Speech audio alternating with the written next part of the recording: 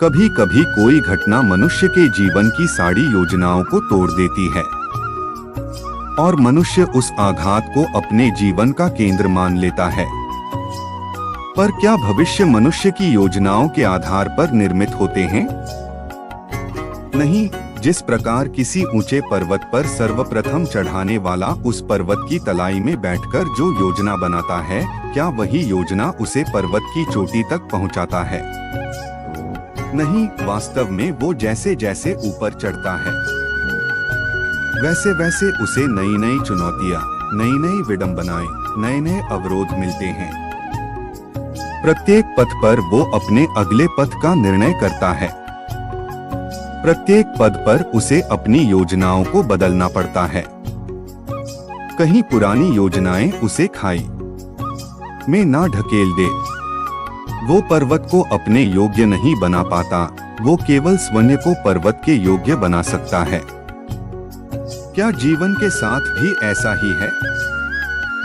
जब मनुष्य जीवन में किसी एक चुनौती को, एक अवरोध को अपने जीवन का केंद्र मान लेता है, अपने जीवन की गति को ही रोक देता है, तो वो अपने जीवन में सफल नहीं बन पाता और ना ही सुख और शांति प्राप्त कर पाता है।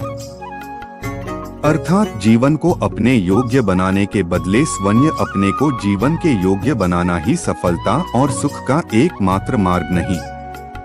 सही निर्णय कैसे ले? जीवन का हर क्षण निर्णय का क्षण होता है। प्रत्येक पथ पर किसी दूसरे पथ के बारे में कोई निर्णय करना ही पड़ता है और निर्णय अपना प्रभाव छोड़ जाता है। आज किए गए निर्णय भविष्य में सुख अथवा दुख निर्मित करते हैं, न केवल अपने लिए, अपने परिवार के लिए, आने वाली पीढ़ियों के लिए।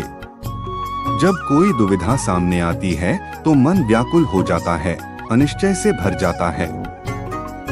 निर्णय का वो क्षण युद्ध बन जाता है और मन बन जाता है युद्ध भूमि। अधिकतर निर्णय हम दुविधा का उपाय करने के लिए नहीं, केवल मन को शांत करने के लिए लेते हैं। पर क्या कोई दौड़ते हुए भोजन कर सकता है? नहीं। तो जब दो व्यक्ति एक दूसरे के निकट आते हैं तो एक दूसरे के लिए सीमाएं और मर्यादाएं निर्मित करने का प्रयत्न करते हैं।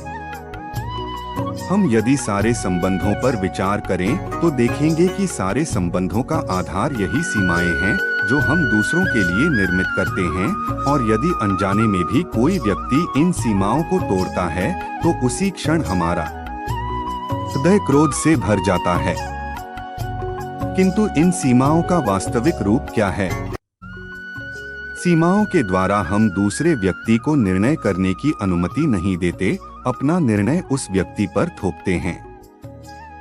अर्थात किसी की स्वतंत्रता का अस्वीकार करते हैं, और जब स्वतंत्रता का अस्वीकार किया जाता है तो उस व्यक्ति का हृदय दुख से भर जाता है, और जब वो सीमाओं को तोड़ता है तो हमारा मन क्रोध से भर जाता है। क्या ऐसा नहीं होता? पर यदि एक दूसरे की स्वतंत्रता का सम्मान किया जाए तो किसी मर्यादाओं या सीमाओं की आवश्यकता ही नहीं होती। अर्थात जिस प्रकार स्वीकार किसी संबंध का देह है, क्या वैसे ही स्वतंत्रता किसी संबंध की आत्मा नहीं। अहंकार करने पर इंसान की प्रतिष्ठा, वंश, वैभव तीनों ही समाप्त हो जाते हैं। जीवन में कभी भी किसी से अपनी तुलना मत कीजिए, आप जैसे हैं सर्वश्रेष्ठ हैं।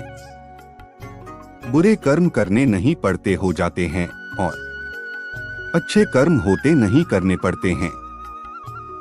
जो अपने मन पर नियंत्रण नहीं रखता वह स्वयं का शनैः शत्रु बनता जाता है। बुद्धिमान व्यक्ति को समाज कल्याण के लिए बिना आसक्ति के काम करना चाहिए। स्वार्थ संसार का एक ऐसा कुआं है जिसमें गिरकर निकल पाना बड़ा कठिन होता है। सेहत के लिए योग और किसी की जरूरत पर सहयोग, दोनों से ही जीवन बदलता है। आत्मज्ञान की तलवार से काटकर अपने हृदय से अज्ञान के संदेह को अलग कर दो। दुष्ट लोग अगर समझाने मात्र से समझ जाते तो यकीन मानो महाभारत कभी ना होता। मनुष्य अपने विश्वास से निर्मित होता है। जैसा वो विश्वास करता है वैसा वो बन जाता है। मान अपमान लाभ हानि, खुश हो जाना या दुखी हो जाना, यह सब मन की शरारत है जिसे तुम अपना समझकर मग्न हो रहे हो। बस यही प्रसन्नता तुम्हारे दुखों का कारण है।